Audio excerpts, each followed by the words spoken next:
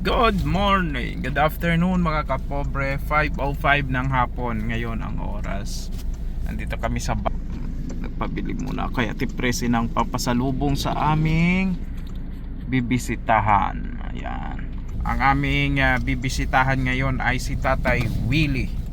Ayun, si Tatay Willie po bibisitahan namin.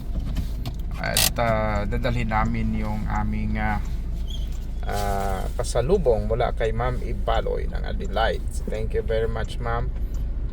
Nagpabili ako ng tinapay para may pasalubong man, may pasalamatan ang mga bata, no? Ano nang? Ayan o, meron lang. May nag-ano lang. May nag-entertain na. So, kumusta kayo dyan, no, mga kapobs? Maingat-ingat. Ngayon ng may linog sa may lindol sa Davao, kakatapos lang sa Cebu, sa Davao naman ngayon. Ako, kaya ingat-ingat lang gid, no, sa aton ng mga kababayan. Ito yung sentrong bayan ng Banga Aklan. Ayan o, mga ganitong oras medyo pauwi na mga tao.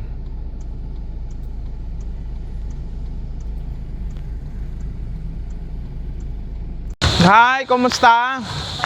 Sir, Ang hirap kontakin ni ni Tay Willie nag-treasure kami, sir. Oh, ito na yung bata mo, anak mo? Opo, Ilang taon na ito? 3. 3 na. Ito yung ginakalong-kalong mo? Malaki na. Baka masunda na. Wala na, sir. Wala na. Sino ang nagkakapit ng cellphone na ay? Si Wilfred. Siguro naglalaro, no? Sa eskwelahan mo, sir? Sa eskwelahan. Ay, talagay ko muna dito yung mic. Bawal abido cellphone sa klase.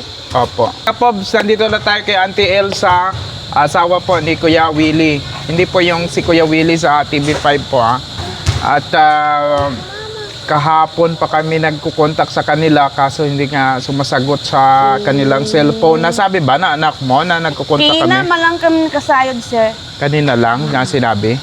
Bakit hindi ba nagre-ring yung cellphone mo, Utoy? Bakit? Hina abi signal. Hindi nagre-ring? Nagre-ring nagtililit-tililit. Pagkuhan mo, tapos ito, nag-chat lang ako. Oo, kanina lang ikaw nakareply. Kanina ka lang nakaloday. Nag-message din ako. Oo. Hindi nag-reply. Oo, man ako, sir. Kasayod, sabi ako Oo, sana. hindi niya pala sinasabi. kami Oo. nagagab. Nag-ani kayo? Iya sa nagkuhan malang, manuggagab malang kami, sir. Oo. Ay, kumusta yung pag-ani ninyo? Mayad man. Sir, nga may kong mahina man. Mahina. Nakailan yung parte ninyo po? Ay, wa pa. Hindi Wa pa pa na. na bunga yung sa mga kunya. Oo. Grupo-grupo kayo? Ilan kayo sa isang grupo po? 8. 8. So pagka maka-8 paso, walong sako kayo, di tag-isang sako kayo. Opo. Opo. Pero kung ano yan, malapad yung inanihan ninyo? Opo. Oo. Pati si Tay Willie, dalawa kayo nakasama. Oo, imo lang nagsabuyot yung tracer. Tracer, oo. O ingat kayo ha, pag mag-tracer. Yung panakit ng kalawasan niya. Oo. Mayroon doon sa part ng Iloilo kasi na na yung sa harvester, kinain talaga ng harvester. Nabalitaan mo yon? Ang balita ko yung sa radyo. Nakikinig ka ng TV? Samad na, sir, ang TV. Radyo pala, nakikinig ka ng radyo. So nababalitaan mo rin pala yon. Opo. Pag hindi ka namin makontak, ipanawagan lang namin ikaw sa radyo, no? Para magkita lang tayo dito. Malayo kasi yung lugar nyo ay. Ngani. Gasaka ta na yung mga ungait butong, yung buko. Buko, oo. Ay, yung Paborito ko yun. may gaol na ko ma, bakta. Sige na, sa sunod lang yun. Wag na yun. Ito may mga pasalubong kami. Sana yung bata. Ito yung padala ni Ate Iglesias. Yan. Salamat, Gid. Ito yung mga tinapay nating binili para sa mga bata. Totoo. Yan. Ano pangalan mo ta? River. River. Oo.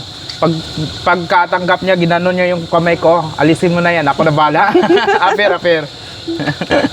Ayan ang bayi ko, sumbilog. Ito yung, anong grade na yan siya? Grade 4. Grade 4 na. Okay. Sige, may padala dito si Ma'am Ibaloy sa inyo ha. Naalala talaga kayo ni Ma'am Ibaloy ay. 3,000 ito. Ito oh. 1,000, 2,000, 3,000.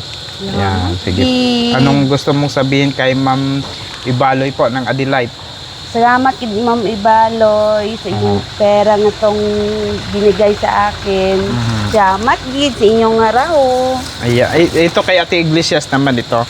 Ay, Ate Iglesia ganito. Opo, yung pera kay Ma'am Ibaloy para sa para magamit ninyo sa pang-araw-araw ninyo. Opo, Pambili ng bigas, pambili ng kung ano. Kumusta si Tay Willie? Okay man pero panangkik yung alawasan yan tapos nagtagay sa kinay. Nagtagay siya kanina. Opo, sa amon yung natinirisiran kina sa iyang Omi. Oo. Kasi pag nagsama ka sa mga tracer, may patagay, no? Ganon din sa amin pagka dati yung uso pa ang tracer sa amin, ngayon harvester na sa Mindoro eh. Oo. Pagkatapos na mag-tracer, may may patagay yung may leader. daywang ka buti. Ng Tapos jet. kung mabitin naman, madugang naman sanda. Wag na, tama na. Nagdugdagdag pa ba doon? Oo, utang yan. Naku, baka ibili mo yun ng gin yan ha? Di din ako ipag-ibigay ka. O wag mo ibigay sa pagbili ng gin. Ibili mo yan ang pangailangan ninyo. Opo. Yung mga bata mag-aaral. Tawan ko lang. Okay naman yung cellphone niya. Opo. Wag mong i-silent ang cellphone mo ha. Para pagka makakontak kami sa inyo, para hindi ma-delay ba yung pagdala ng allowance. Ayun yung mga request ni Kuya Willie nga mga galon na lagyan ng tuba niya. Oo, yung langgaw. Yan. Yan, dinala namin. Para meron siyang lagayan ng Sama tuba. ito. Sige, hindi kami magtagal. Kay gabihin na kami ha. Opo, sir. Sige, ingat kayo palagi. At Opo. magpakabuti ang mga bata ha. Opo. Okay, sige. Tanggalin ko na ito. Sige. Salamat po ng marami, Ma'am Ibaloy, Ate Iglesias, at sa lahat ng nanonood. Bye-bye po. Bye-bye. Okay, mga kapobs, uwi na kami. Gabi na. Ay, ito si Bay. Magandang gabi po sa inyong lahat, mga kapobre. Ginabi na kami kasi ngayon lang yung oras nila. Ngayon lang naka-response si anong anak ni Tay Willie. Ka-silent pala yung mobile phone. Kaya hapon na naka-response. Kahapon kami nag-contact sa kanila. Masyado kasing malayo yung lugar nila. Mag-akyat ka pa doon sa bundok talaga, yung area nila. So ang ginagawa namin, tinitext lang namin or tinatawagan para bumaba sila. Makita na lang kami dito sa baba. Pero hindi nga naka-reply ng araw. So tinaray ko talaga kanina, hindi ko tinigilan gid. At yun, nag-contact man, nakakasagot din. Parang mapudpod na yung yung kamot ko sa yung tudlo ko ba, daliri ko sa kakaridayan ay hindi nagasagot ng bata, no? Siguro naglalaro siguro, no? Nag-message din ako Ikaw nakailang message ka? Nakailang tawag, nakailang message. Wala lang sa Tsagaan talagang mga bata ngayon talaga pag makahawak ng cellphone, gagawin nila silent nila or do not disturb. Pag nagi-games, yun ang problema sa mga bata talaga. Sa totoo lang. Kasi nangyari din yan one time doon kay Kenneth, di ba? Yung cellphone niya hawak ni ng kapatid niya. Tinanong ko kung anong ginagawa niya. Naglalaro ng ML. Pag naglalaro ng ML tapos naka do not disturb mo siya or naka game mode, hindi pupasok yung mga ring na yan. Magtawag ka, hindi yan magri-ring talaga. may naglaro. Naka gaming mode ka. Lahat ng mga cellphone kasi ngayon may gaming mode na. Pag Siguro yun ang nangyari sa kanya.